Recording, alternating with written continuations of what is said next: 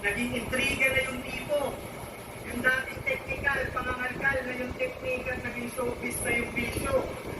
Simula nung mawala yung inig niya sa flip-top, sa sunugan na nakibaga. Tinitira si Anifa sa atbirang di raw siya nagpapabata. Kaso yung unggal biglang lumisan, ngunit di siya naantala. Yung sa PSP lumipat, si Lumi naman yung tinambala. Di niya napansin, sa malalaking pangalan sinasabi yung matama. Paandar para huminga yung karir at mas humaba. Habang umu-overtake ng liga, katatawid pa kay bahala.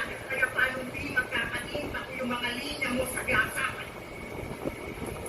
Kaya nga, sinabi niyang nakakulong si Balaki, si Sax na pariak parang nagulat sa litati.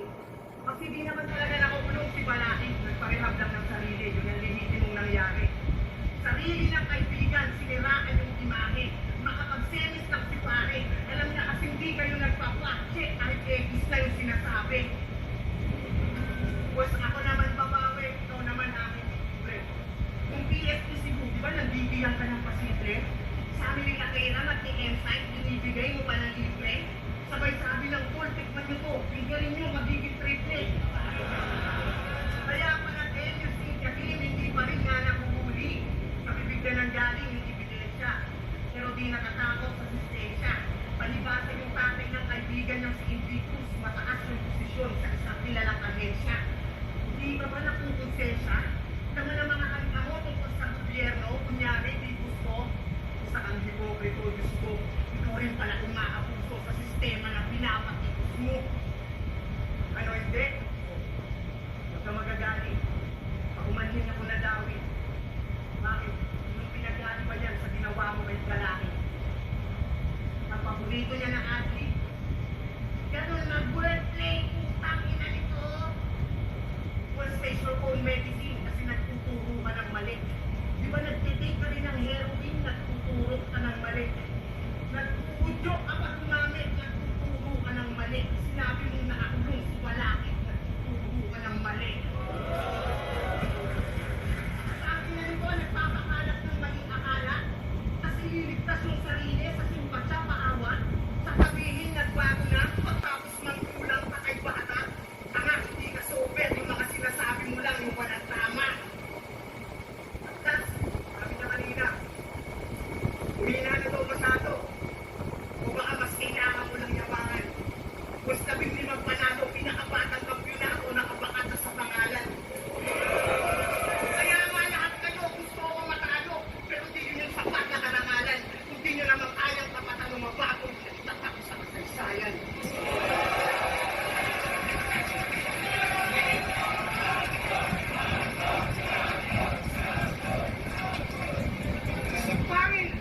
Pangil, Davao City, Masira Mayaman. Ang mananalo dito, magka-advance sa final ng Masira Mayaman at magkakaroon ng pagkakataon magkamit ng 1,000,000 piso at diamond ring.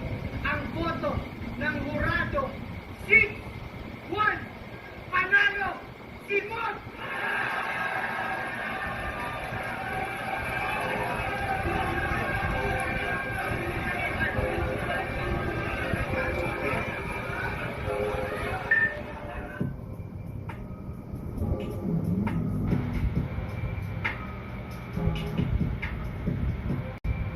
Joseph Rapido, round 1 ni Lance, stage presence nandun. Speaking facts about sa reasons why he is deserving to be a champion.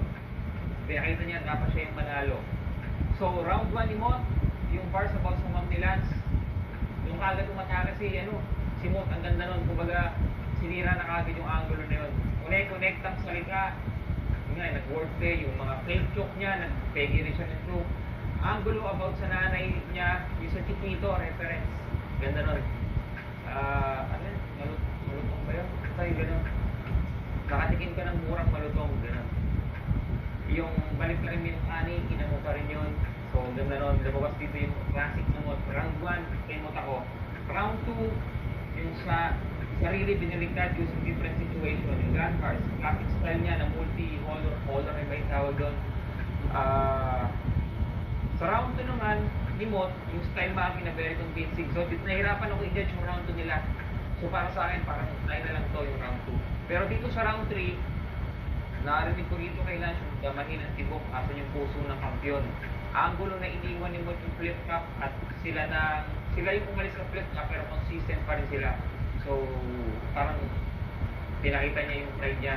Round 3 pa rin ni Mot, pag-review ng angulo sa napamahalang tao, sa magasa lines, nagtuturo ka ng mali, wordplay, bumalik yung Mot na inaasahan natin ngayon dito. So dito, sa mga past na judging ko kay Mot, hindi ko siya naboto. Pero dito, ito yung inaasahan ko Mot.